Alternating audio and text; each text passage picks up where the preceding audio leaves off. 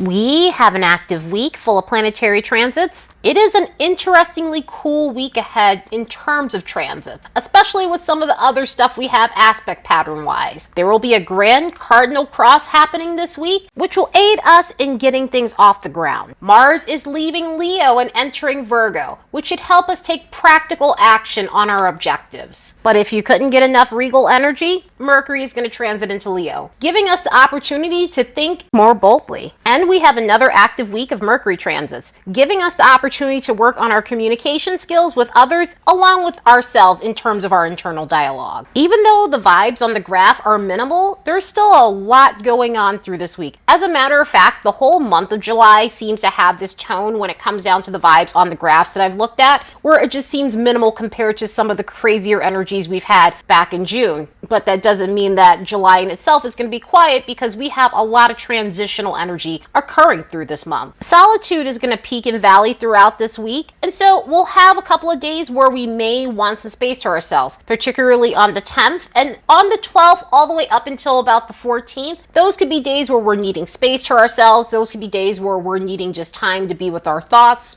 It could be that we're feeling triggered. It could be that we need to ground our energies in some sort of way. Especially on Monday with the psychic energy that's popping up. It's minimal, but it's enough to feel as though you need a break from people, because sometimes when those psychic energies pop up with solitude, it's because we're absorbing other energies. It's because we're picking up on too much. It's because we're feeling extrasensory and we're needing some space in order to understand what's going on with us intuitively. And it's also intersecting mental energy, as it will when we get to the 13th. It'll intersect mental energy, and it'll intersect a smidge of good luck energy. And again, that could be a time where we're needing to be with our thoughts and think about the possibilities, think about options that we have, think about ways to be more fortunate in our lives. So it could be a time to consider ways that we can improve the circumstances in our lives. So yeah, this is definitely another colorful week for sure. Let's look at the next bunch of days and see what we can expect.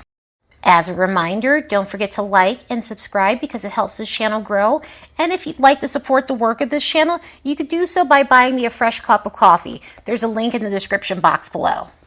On the 10th, we get the opportunity to smooth out the rough edges in our lives, because Mars is entering Virgo. So as we leave the fun-loving vibes of Mars and Leo, we shift to a method that gives us the urge to take practical action on our goals. So an energy like this can give us the much-needed boost to refine unpolished things in our lives. Mars is our planet of action and going after what we want. Virgo is about going through the details and sifting through the unnecessary BS in order to get something that's pristine. So this 6-week period that this planet is in this sign will give us the opportunity and energy to make adjustments to the things in our lives that really need a good polishing. And we haven't had this combination in a while. It's been about 2 years, almost 2 years to the date exactly. The last time Mars was in Virgo was July 21st of 2021.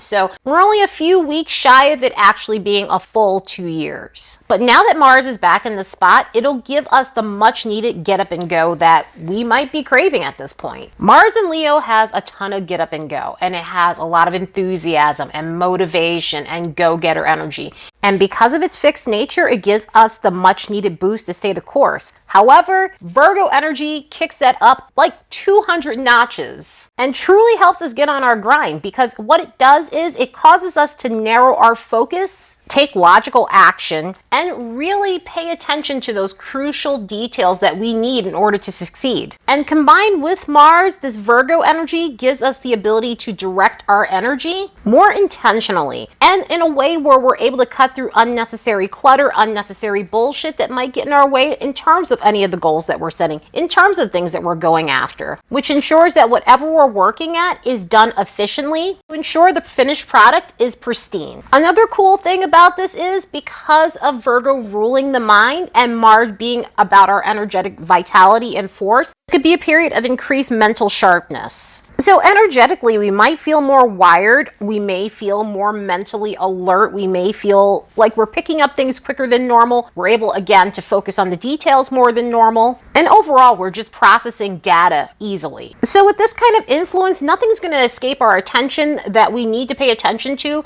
especially if we're trying to learn a new topic, especially if we're trying to understand something that's complex, or we're wanting to do research on something. We'll be able to find every little nook and cranny about whatever topic or subject that we're trying to understand. With this combination being as interested in data as it is, it could also be a period of understanding better ways to incorporate wellness into your life. In other words, Virgo has a lot to do with wellness. Virgo has a lot to do with self-improvement. The sign rules the 6th house, which has to do with our health, our fitness regimen, our schedule, and our diet. So this could be a time where we're interested in improving that. We're interested in leveling that area of our life up. And with an energy like this, we could really take the actions needed to make tweaks to something in our lives that's not really working for us on a wellness level. And some of that wellness doesn't have to be body goals necessarily. It could be mindset goals. This could be a time of making tweaks, mental tweaks, to shift your mindset, to shift your internal dialogue. Virgo has a lot to do with our thought processes. Mercury has a lot to do with our thought processes, and then we get that in Gemini as well. But Virgo happens to be the sign where we really go deep into the mind, where we process data and our thought processes. With this being a mutable sign about adaptability, it could be a time of shifting from a fixed mindset to having a more of a growth perspective when it comes down to your thought processes and the way you see the world, and also all the goals and opportunities that's out there for you in the world. Because Mars rules our sex drive, this could be a period that's very interesting when it comes down to dating if you're single or in a romantic relationship. Through this influence, there tends to be more stamina when it comes down to bedroom things. So this could be a time where your energy is more focused when it comes down to intimacy, leading to longer periods of bedroom action. Also, an energy like this tends to bring out the more thoughtful side in others. So this could be a period where if you're in a relationship, there's more thoughtfulness when it comes down to bedroom antics. Or if you're single and you're dating and you're hooking up, you could meet someone who happens to be more thoughtful in that area. Another thing with this energy, similar to Venus and Virgo, there is a tendency to be a little bit picky when it comes down to dating situations and who you're going to be with. Maybe not to the extent of Venus and Virgo, but with this one, because it's action oriented, you're still going to go out there and pursue, but you're really going to sift through the ones that just don't fit and really narrow it down to who's the best person for the job. Temperament wise, this Mars has an interesting tone to it. It's not as volatile as some Mars mixes, but it's not to say that this one can't have its moments where it gets temperamental. Mars has to do with how we process anger, so combined with Virgo, there may be moments where we're more logical and more cerebral about the way we approach being irritated by things. So it tends to restrain Mars a bit and make Mars kind of think before it acts and take a moment to be a little bit more strategic or analyze the situation before diving in head first. So it's not that rageful, but also it does have its things, and that leads me to the lower expression of this combination, because we always have a lower expression when there's a planet sign pairing. And with this one, there could be moments where the anger turns into something nasty in terms of words. And so in a lot of ways, it could be being nasty with the way you speak with people. And by nasty, I mean being outright mean and cold and intellectually roasting someone. And just because something is said calmly and intellectually doesn't make it less nasty than being inflammatory. Also, similar to Venus and Virgo, there could be moments with this where some of that anger shows up as being nitpicky and micromanaging. So there could be a tendency to hurl insults if someone's not doing something the right way. Another thing we have to be aware of with this energy is overworking ourselves and overanalyzing everything. This is a very revved up combination when it comes down to being mentally wired and also being bodily wired. And so there may be moments where we need to take breaks and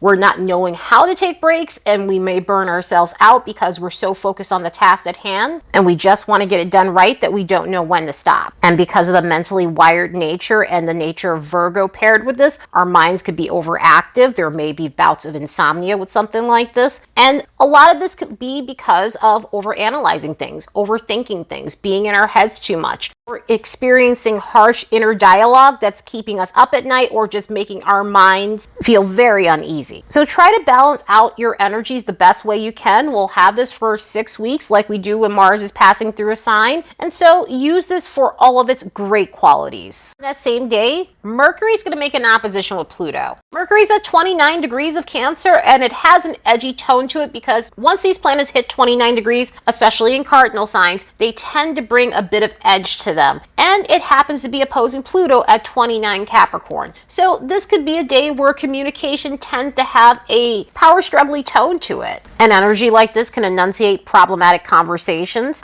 It can enunciate debative conversations with people. So if someone's not agreeing on your stance or point of view, they may let you know about it. They may bicker with you as a result of it. With an energy like this, the tone for conversations could be more antagonistic than normal. So really try to pick and choose your battles, because others may be in the mood to spar with an opposition like this. As we get to the next day, when Mercury's leaving that opposition with Pluto, it's going to transit into Leo. So we'll have two planets in Leo again. Just like we did when Mars was in Leo, we'll have Mercury in Leo, and we also have Venus in Leo, because Venus has been in Leo for a while now and will still be in Leo until October, since it's going retrograde. So we're about to head for some big Leo energy. The sun will be in Leo in the next week or so, around the 23rd, so we'll be hitting the Leo stellium. For right now, it's Mercury's turn, and as we leave the emotive tone of Mercury in Cancer, we shift to a more bold approach that could really bring out our extroverted side. Mercury in Cancer has a great energy because it allows us to innerly reflect, but an energy like Leo allows us to be more expressive. So during this time, it could be a heavy ramped up communication few weeks as this planet is in this sign. Under this influence, we could feel more revved up. We could feel more projective in our communication style. Our minds could feel more playful. It could be a period of thinking of ways to grab other people's attention, but it can also be a way of thinking more creatively under this influence. So on all levels, we could just feel more expressive, and our minds might feel more confident in that, because an energy like this really tends to boost our self-assurance,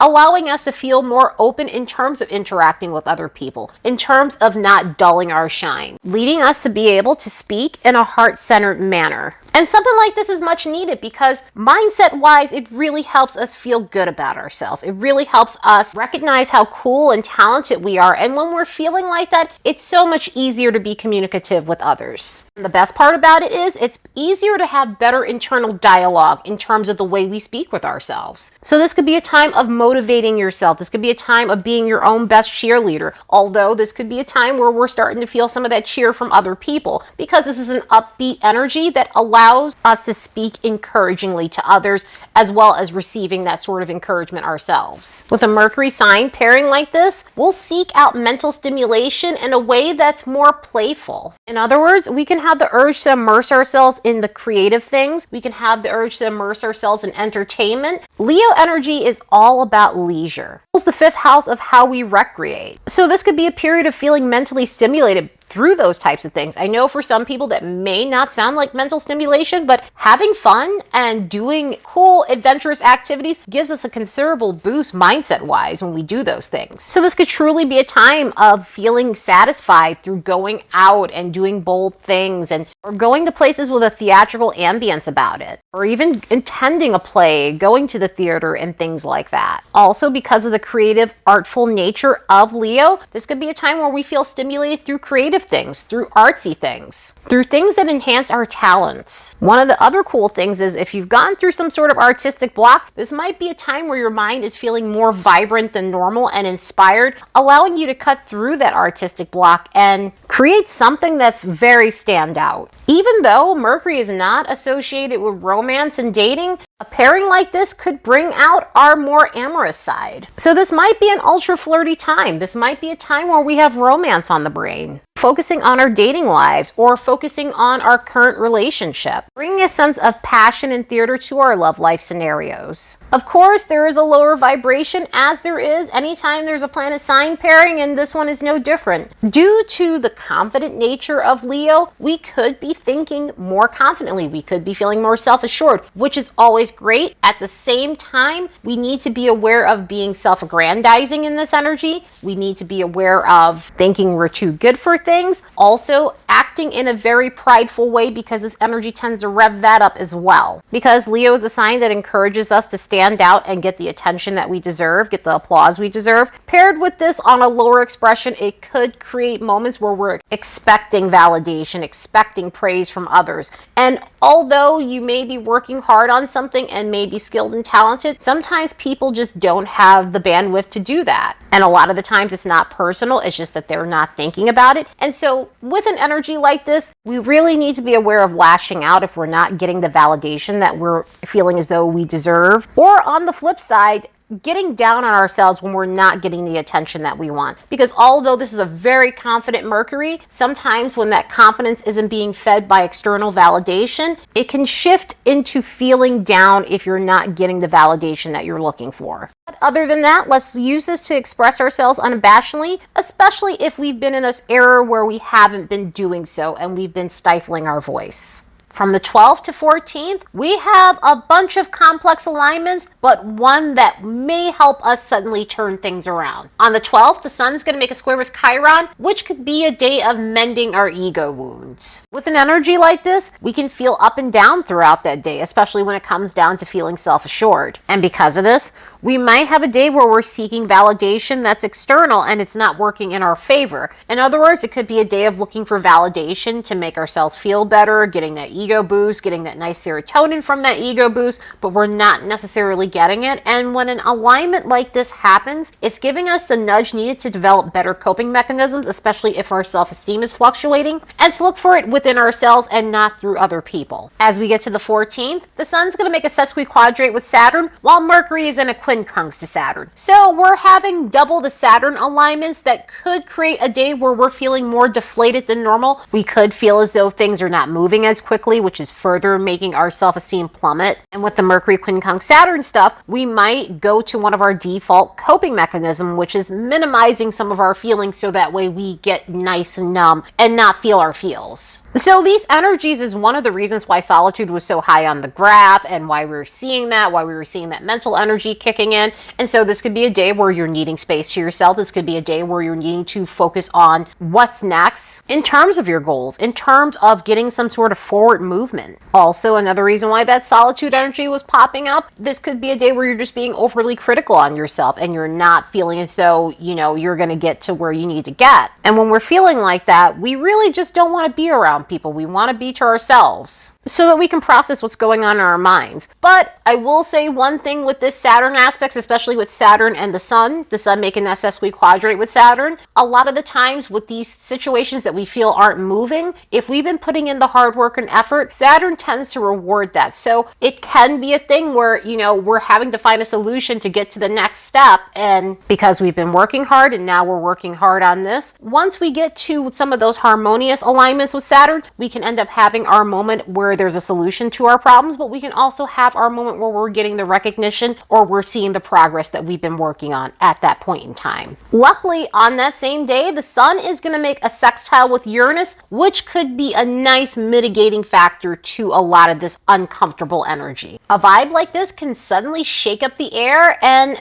give us this sense of hope, give us this sense of optimism when it comes down to the things in our life that seem like they were stagnant. This could be a day where we're having some major breakthroughs about how to get through some of the stale areas of our life. And so if you're feeling some of that Saturn stuff that was going on with Mercury making that quincunx with Saturn and the sun making that sesquiquadrate with Saturn, this could be one of your saving graces in terms of finding a solution to something that felt complex in your life. And also, this is one of those other things where that solitude energy comes into play, because when we're coming up with a plan, when we're concocting something, when we're having a moment of ingenuity, sometimes we can't be bogged down by other people. And with the independent nature of Uranus, that can sometimes push us to do our own thing on that day. It's not to say that we won't be social, because this also does have a social element to it, which we may play around with later on in the day. But in the moment, while we're planning our stuff out, we may need a moment to act independently. But on the social end, this does bestow upon us the bandwidth to deal with people later on after we've gotten our complexities done. So it might be a day where we're interested in connecting with those we're on the same wavelength with. So the need to interact and mingle with our friends is going to be potent as we get through the rest of this day. We'll feel the urge to do something new, daring, and exciting under an alignment like this. And that's going to be needed because the next day we get an uncomfortable transit with Venus making a quincunx to Neptune. An energy like this has a tendency to show us where we've lacked standards in relationships. And not only that, Venus is in pre-shadow, Neptune is in retrograde right now. These planets will connect again in this alignment a couple of more more time. So we'll get this one more time on July 30th, but we're also going to get this on October 3rd as Venus is coming out of its post-shadow. The same with Neptune as well. Neptune is a slower moving celestial body, and although we'll feel it's retrograde, it's more on a collective level and if it's aspecting something in our chart. But the Venus retrograde happens to be one of the rarer retrogrades. So when we have those, we really need to pay close attention because it definitely affects a lot of us, especially if we have planets connecting to that regressive cycle. So with an alignment like this, we'll need to pay attention to our blind spots when it comes down to romantic situations and our finances. Under this influence, we'll see where destructive patterns have held us back romantically, yet where we need to get real about relationship situations that are unconstructive to us. And we'll have to look at if we're deluding ourselves about our spending habits. So this is truly about facing the things we've ignored in these scenarios. And on the 16th, we have a planetary aspect pattern. We're going to have a grand cardinal cross, and this will last for a few weeks. Tomorrow on the 17th, the nodes are switching from Taurus and Scorpio to the Aries Libra axis. And so this is opening up that square. That square has been opening up slowly, this grand cross, but at the same time, we will really start feeling it hit. This is going to be connected to the North and South node, Pluto, the Sun in Cancer, a smidge of that Mercury that's in Leo right now because it's still within degrees. It's separating from this square itself, but either way, it's still slightly included in this since it's already crossed over this section. Under this influence, the urge to get the ball rolling on something that's been on hold for us for a while will be strong and potent. This is cardinal energy, so we will feel the need to initiate something and get things started, get something kick-started that's been just sitting there on the shelf for a while. So we could truly feel energized and ignited to get things done. Another thing with this is we have to look at some of the unhealthy aspects